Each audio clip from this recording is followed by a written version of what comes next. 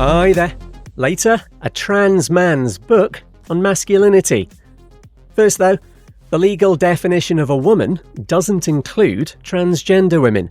So says a ruling just through from the UK Supreme Court off the back of a case involving the Scottish Government and a gender-critical campaign group.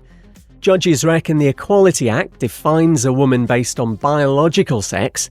This could have big implications for single-sex spaces and services. Today, the judges have said what we always believed to be the case, that women are protected by their biological sex, that sex is real, and that women can now feel safe that services and spaces designated for women are for women. Susan Smith from For Women Scotland, who successfully brought the case to court.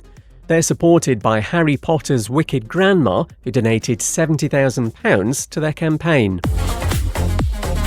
Next, if you're going to push to cut LGBTQ+ funding, get your facts right. Anti-queer Republican politician Andy Hopper put his ignorance on full display during a debate in the Texas House of Representatives. It got onto the right-wing obsession with gender, and he ended up denying the existence of intersex people.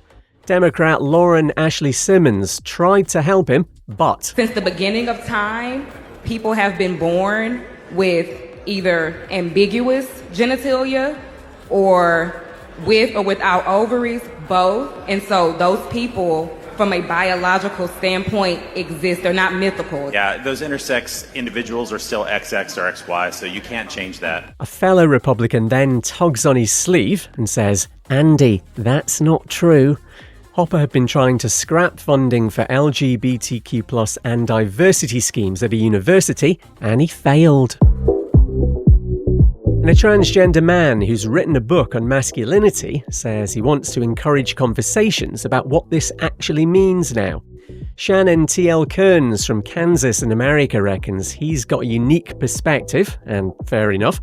The 44-year-old, who's also an ordained priest and a playwright, show off, hopes it helps men find a version of masculinity that feels right and isn't harmful to others.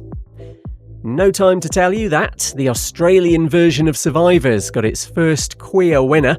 Miles Kwa, who's bisexual, walks away with $500,000. I'm Kev McGraw. See you tomorrow.